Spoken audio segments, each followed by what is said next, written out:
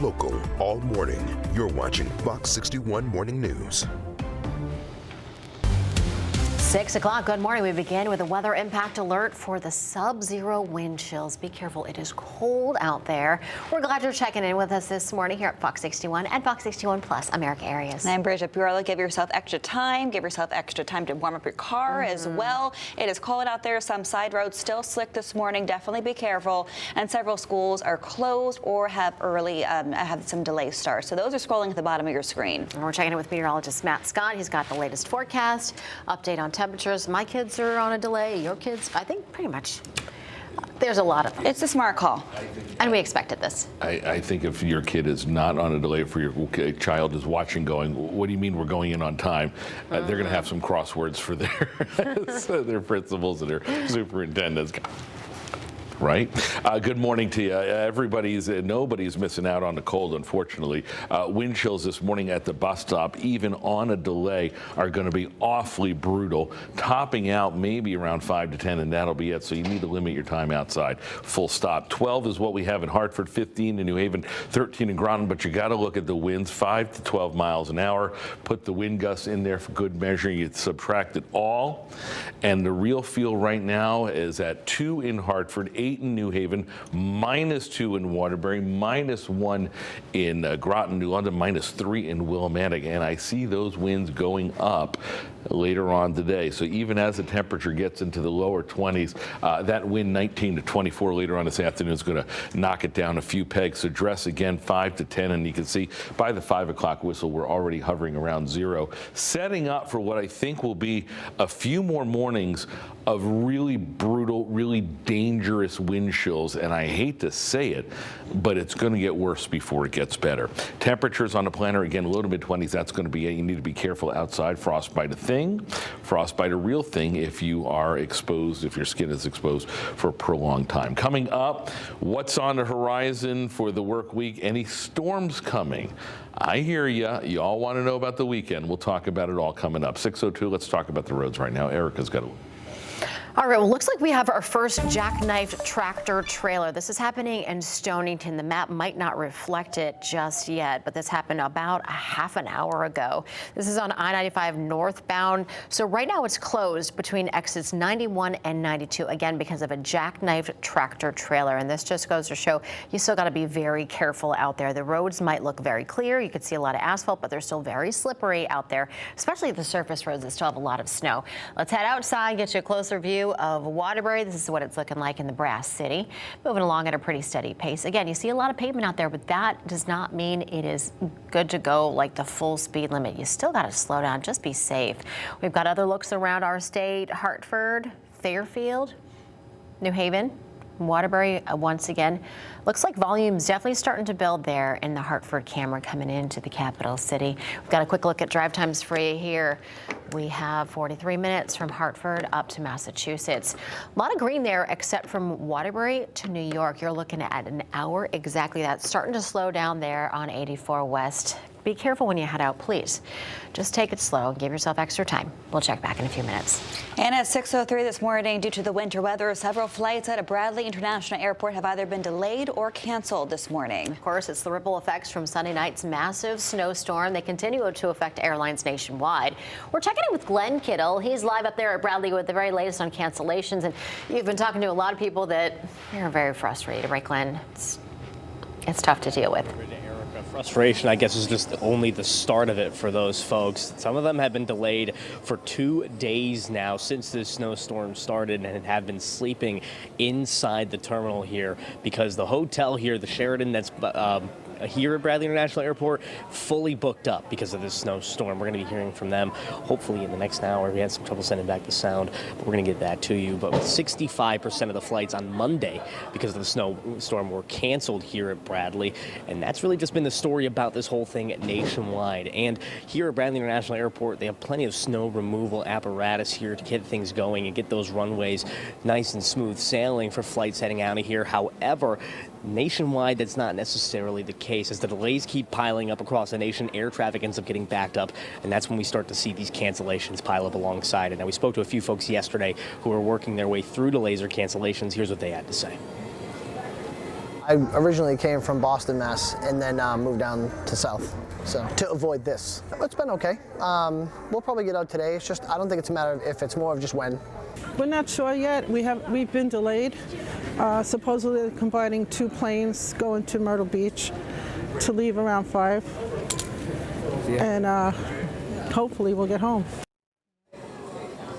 Now, yesterday, Bradley told folks to check their airline apps to make sure they can see their flight status. However, we did hear from a couple people this morning that had their flights canceled as soon as they walked in the door, even though on the app it said that everything was A-OK. And even to the point where we talked to them, the app still hadn't been updated. So make sure you give a call to your airline, check that app, make sure everything is updated and on time. And we're going to keep on bringing you more stories here from Bradley International Airport as we hear more. But right now, live from Bradley International Airport, Glenn Kittle, Fox 61. That is so frustrating. The app's not updating. I know. You think you're safe. You think you're going to take off.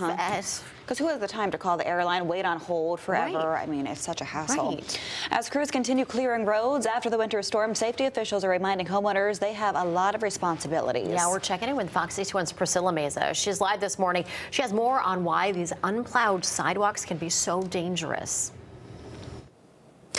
Yeah, good morning, Bridget and Erica. A few minutes ago, I showed you a great example of an unplowed sidewalk, but this is a great example of one that is kind of cleared here. And you can see it goes all the way down, but all of this is not too dangerous right here. This is actually perfect. So this is what homeowners want to try to do. I know it is hard. There's a lot of snow here to push around, but it can be dangerous for pedestrians because it forces them to walk on the road instead of the sidewalk. And you know, drivers also, their vision is a little impaired with all of this snow, so it can definitely be dangerous. Another thing people need to be aware of, health experts say icy conditions can significantly increase the risk of slips and falls, especially as millions across more than a dozen states continue digging out from a massive winter storm. Now, falls can be especially dangerous for people with weaker bones, including older adults. Doctors say broken bones can lead to serious health complications, and in many cases, people may not even realize they have underlying bone weaknesses.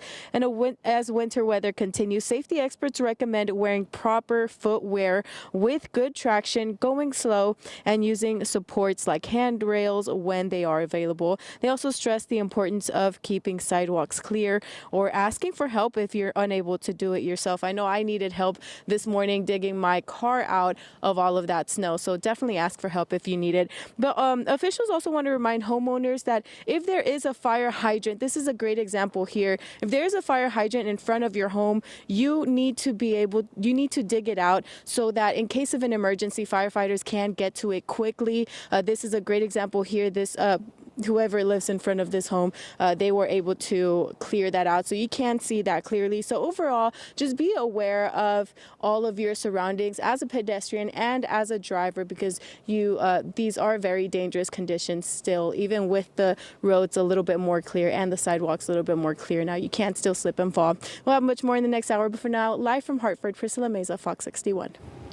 All right, Priscilla, thanks for the update. 6:08 now, and police in East Lyme responded to a crash involving a plow truck last night. It happened at around 5:30 at the Rocky Neck Connector and West Main Street, where a vehicle coming off the connector crashed with a plow truck. East Lyme fire crews worked to free a driver who was pinned inside the vehicle. That driver was taken to the hospital with some serious injuries. The driver of the plow truck was also taken to the hospital to get checked out. Police are asking any witnesses to please come forward and contact the East Lyme Police Department. And at 6:09, a man from South Windsor is heading to court today, accused of domestic disturbance on New Year's Eve. Police say he threw a dog and punched a child. He faces multiple charges, including animal cruelty, risk of injury to a child, and also interfering with an officer. And at 6:09, the man accused of killing his father back in November heads to court today. 31-year-old Joshua Popularczyk was charged with murder after confessing to the killing of his 62-year-old father, David, in their Farmington home. He is due in State Superior Court in Torrington later this morning. Bridgeport City Councilman Alfredo Castillo is expected in court today surrounding his multiple arrests for absentee ballot fraud. Castillo faces more than 30 felony counts for stemming from 4 separate arrests related to the 2019, 2023, and 2025 elections. And firefighters in East Hampton braved the cold, responding to a house fire on Browning Road. They responded to the fire just before 7:30 last night. Here's what it looked like. Icy and windy conditions made for a difficult trek to the home that was recessed from the roadway. No word yet on injuries or the cause of the fire. We'll continue to follow this and bring you any updates as soon as they become available. 2 people were displaced Monday after a fire broke out at a home in New London. Crews responded at about 9 in the morning to the home on William Street. When firefighters got there, they found smoke and flames coming from a confined wall space. This was on the first floor of the home. Unfortunately, no injuries were reported, but the home sustained a lot of damage around the chimney. No word on a cause yet. And a person was seriously injured Monday in a 2-vehicle crash at Interstate 91 in Enfield. It happened just after 3 o'clock near exit 46 southbound. The DOT said the southbound side was closed for several hours as state troopers investigated the crash. Drivers are still urged to use caution through that area, especially with snowy and icy road conditions. And at 6:11 now, investigators are looking into whether the winter weather is to blame for a private jet crash. This happened Sunday in Bangor, Maine. Officials say the twin jet Bombardier Challenger 600 crashed during takeoff. All 6 people on board died. The airport shut down after the crash and will remain closed at least through Wednesday, and that's so the FAA, the NTSB investigators can examine and remove the plane wreckage. On Thursday, the nation will mark 1 year since the mid-air collision that killed 67 people near Washington, D.C. airport. Today, the NTSB is scheduled to release its long-awaited report detailing the cause of the crash. Figure skater and Simsbury native Maxim Naumov, whose parents were killed in a plane crash in Washington, D.C. last year, made the U.S. team for months. This next month's Winter Olympics, rather.